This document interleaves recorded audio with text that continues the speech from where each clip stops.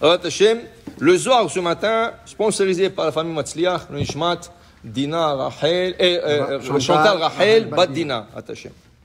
Patach ve'amar. Rabbi Shimon, il ouvre son discours en disant, avec un verset de Shir Hashirim, Kemigdal David Savarer. Ton cou est comparé à la tour de David. Banoui le talpiot, construit sur le talpiot. Alors, Rabbi Shimon Bar Yochai, il va essayer d'expliquer ce verset. Ton cou est comparé à la tour de David. À Jérusalem, il y a une tour qui s'appelle Migdal David. Ils disent que David Amelech est enterré là-bas. Et les gens vont aller là-bas pour faire le Teilim, pour pèleriner. En vérité, on ne sait pas. On n'est pas sûr si David Amelech est enterré là-bas. Mais, comme ça, ils disent les gens, ils disent là-bas, comme ça, que David Amelech est enterré. Mais non, là-bas, il s'appelle Migdal David, la tour de David. Il dit que Migdal David Savarer. Dit Rabbi Shimon Bar Yochai, regarde, quelle est la partie la plus belle dans le corps? C'est le cou.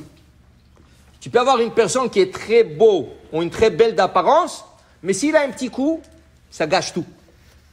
Tu comprends? Le cou, c'est une partie. Même dans l'animal, je crois, non? Le cou, tu as le filet mignon, tu as le mer. Alors le cou, c'est quelque chose de très important. Alors il dit, David Amelech, et Shlomo Amelech, il dit, que Migdal David, comme la tour de David, c'est quelque chose de beau. Parce que quand tu vas à Jérusalem et tu vois le Migdal David, c'est beau.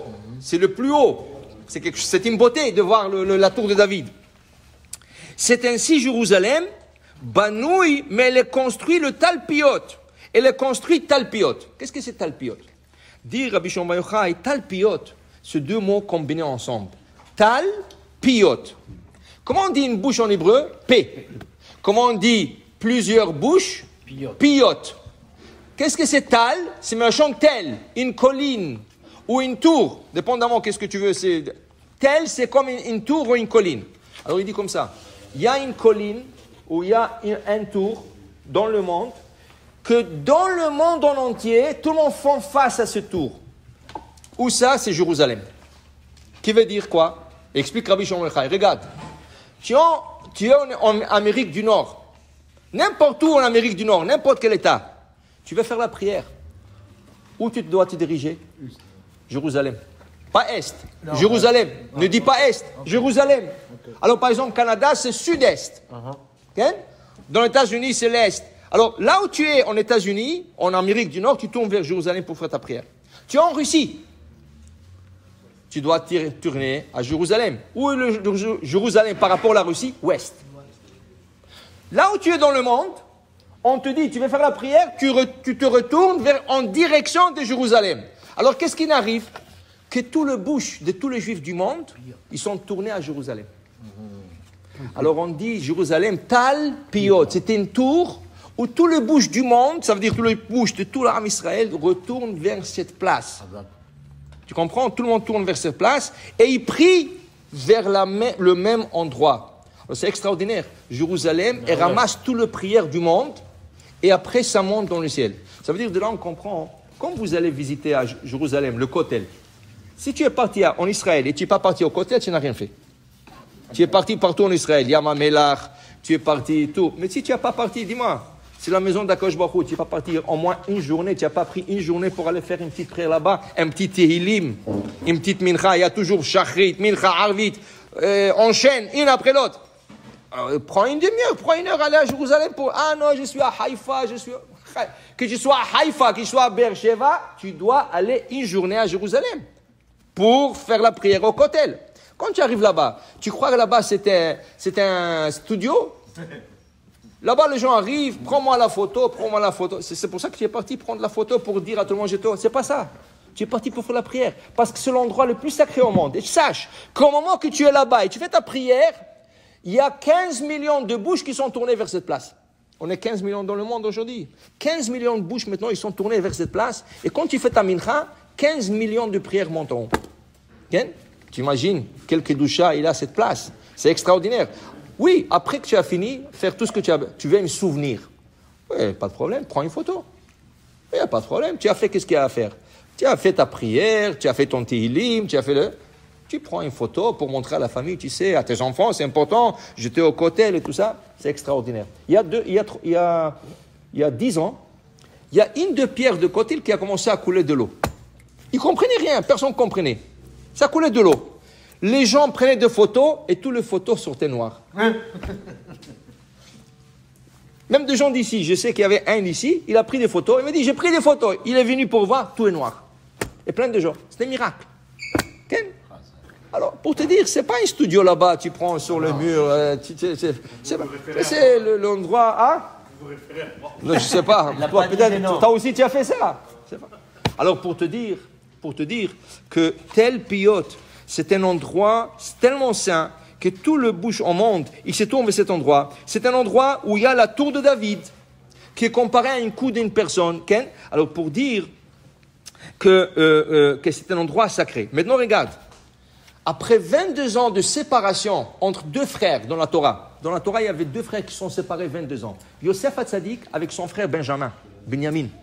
Ils sont frères de la même mère. Parce que Yosef, il avait 11 frères. Okay? Mais rien qu'un des 11 était de la même mère. Le reste était des autres mères. Ils avaient tous le même père, Yaakov. Combien de mères ils avaient? 4. 4 mères. Un père, Yaakov, 4 mères. 12 frères. Mais il y a 2, Yosef et Binyamin, c'est son frère, ils sont séparés, ils ne se sont pas vus 22 ans. La première chose, quand ils sont rencontrés, Yosef leur dit, Ani Yosef, je suis Yosef, votre frère. La première chose, il est parti voir son frère, son petit frère Benjamin. Il a enlacé, la Torah dit, il est tombé sur le cou de Benjamin. Vaipol al Tzavarav, il est tombé sur le cou de Benjamin. Binyamin nafal al Tzavaro, et Binyamin est tombé sur son cou. La Gemara pose une question. Combien de coups avait Benjamin? Yosef, c'est écrit, Benjamin est tombé sur son cou. Ça veut dire que quoi? Quand il est tombé sur lui comme ça, à l'enlacer, il lui a mis sa tête sur le cou. Ok. Et Yosef, nafal al Tzavarav. Combien? Il avait 2 coups? Okay? Dit la Gemara, non. Dans ce moment spécifique, les 2 frères avaient une vision. Quelle était la vision? Benjamin a vu que dans la région de Yosef, là où stationnait Yosef en Israël, il y aura le Mishkan. Et le Mishkan, un jour, va disparaître. Alors Benjamin, il pleurait pour le Mishkan. Pas seulement pour son frère qui n'a pas vu 22 ans. Il a pleuré pour le Mishkan qui va être dans la part de son frère Yosef et un jour va disparaître. Mais Yosef, il a pleuré sur le cou de son frère Benjamin. Qu'est-ce que sont les coups? Dans la région de Benjamin, ça va être les 2 Beth Amikdash qui vont être construits. Jérusalem, aujourd'hui, c'est là où était la région de Benjamin. Et là, 2 fois, à 2 reprises, première fois, les Babyloniens ont détruit le temple, deuxième fois, les Romains ont détruit le temple.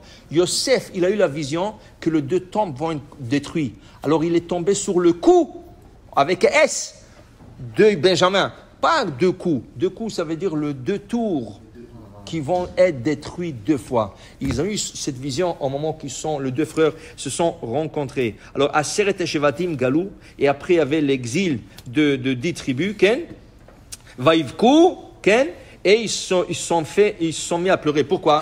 Parce que Yosef et Benjamin et le frère sont rencontrés, mais Yosef et Benjamin, ils sont en train de voir qu'un jour, toute la famille au corps va être dissoute.